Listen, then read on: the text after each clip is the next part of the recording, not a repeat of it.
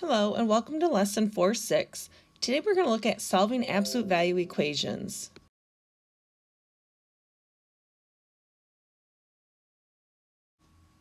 So just to kind of refresh on absolute value, remember that this symbol right here, the two vertical parallel bars, indicate that we have an absolute value.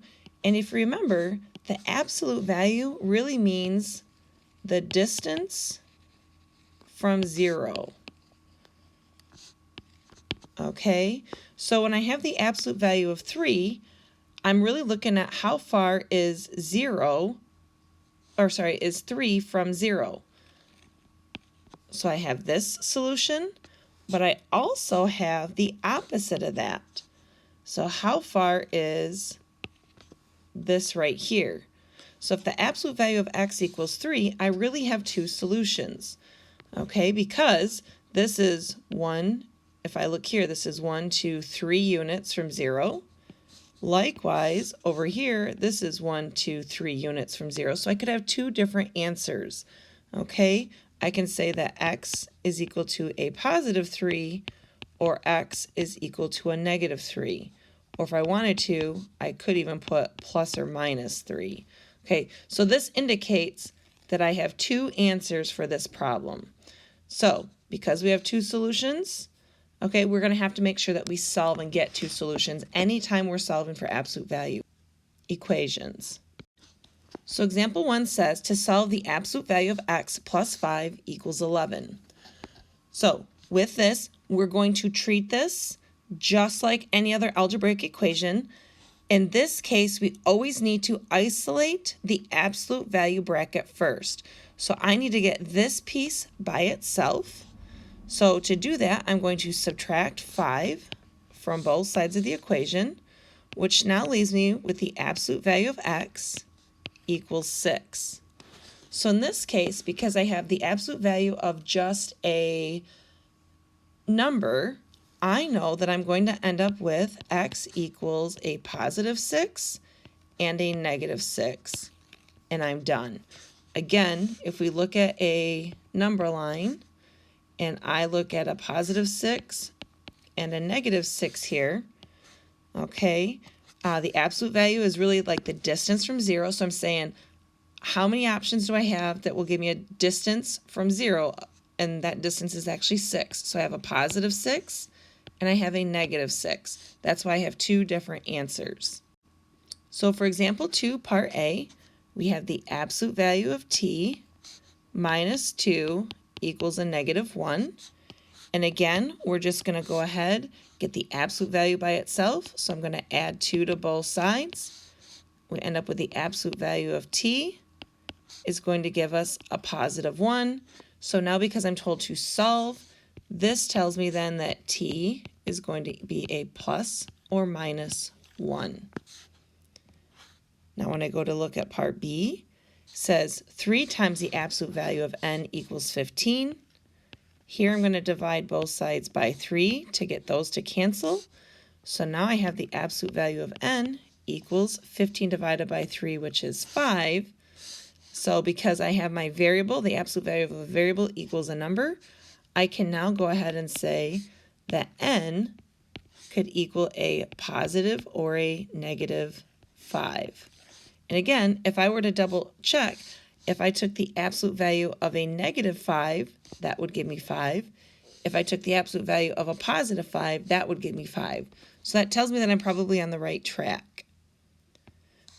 For part C, it says 4 equals 3 times the absolute value of w minus 2. So now I'm going to have to kind of undo my pieces that are attached to this absolute value of w.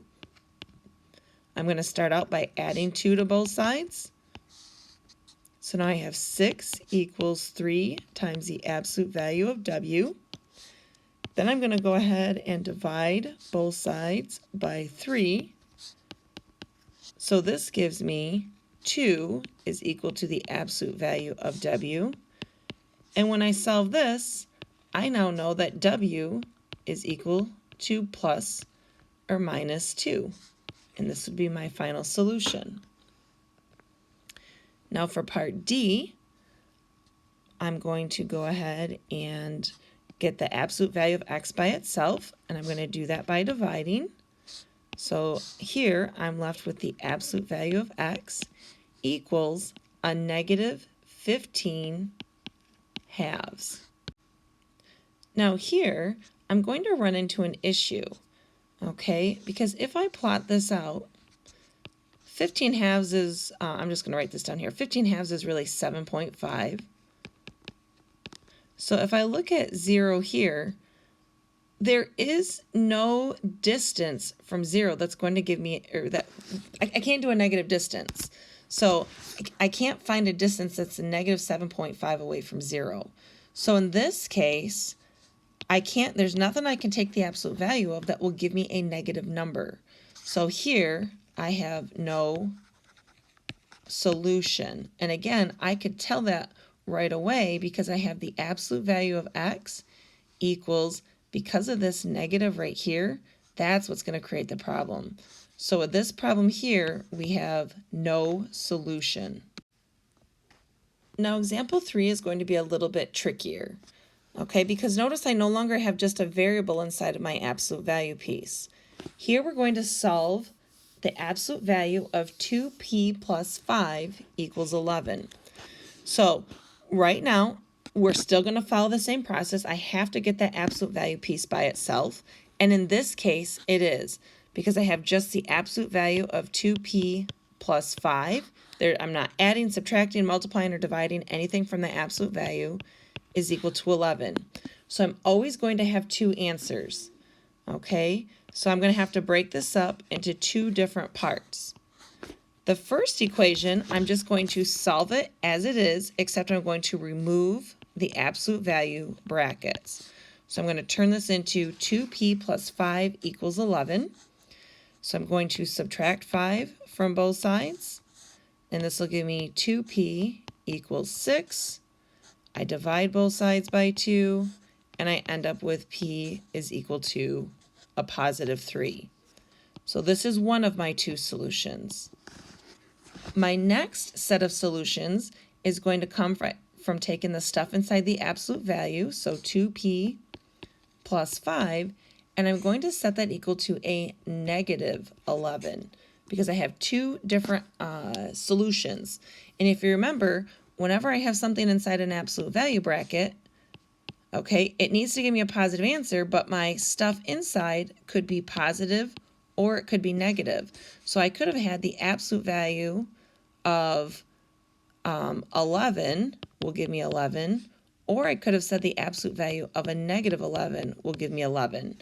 So it's because of this right here that I need to set my second equation equal to that negative 11. So now when I go ahead and finish solving this, I'm going to subtract 5 from both sides, and I have 2p is equal to a negative 16. I divide both sides by 2, and I end up with p is equal to a negative 8. So my two solutions then are going to be p equals negative 3 and p equals a negative 8. And you should be able to plug both of those back into this original equation here and get 11 out.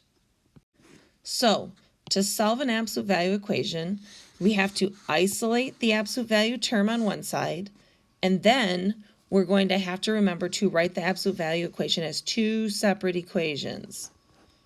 And then you can always solve those and you'll get your two answer. So the one thing that I cannot emphasize enough is when you're dealing with absolute value equations and you have to solve them, you must get two answers.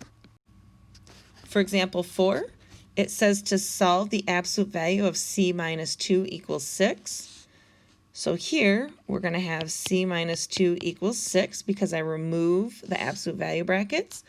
And then my second equation is going to be c minus 2, but in this time it's going to be equal to a negative 6. So let's go ahead and solve both of these by adding 2. So my first solution will be c equals 8. And then over here I'm going to add 2.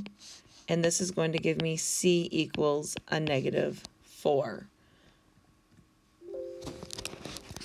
For part B, it tells me to solve a negative 5.5 equals t plus 2. Because I have an absolute value and there's nothing else attached to it like addition, subtraction, multiplication, or division, I know that this is going to have no solution because of this right here. Remember, we cannot have a negative distance from 0, so I can't find anything that I can plug into the absolute value equation that will give me a negative answer. Therefore, there's no solution. Now for the last part here, it says solve -2 times the absolute value of 7d equals a -14. So in this case, I do have a negative. However, I have to get rid of that -2 first, and I'm going to do that by dividing by -2. Because remember, we need to get the absolute value by itself. So here, I'm now left with the absolute value of 7d equals a +7. So this is okay, and this is doable. Now what I'm going to do is I'm going to go ahead. I've got my absolute value stuff by itself. So I'm going to break this up into 2 equations, and I have 7d equals a +7, and then I have 7d equals a -7. Divide both sides by 7, and we end up with d equals a +1. And over here, if I divide both sides by 7, I end up with d equals a -1. And this is our last example. So please let me know if you have any questions. Otherwise, I hope you guys have a great day.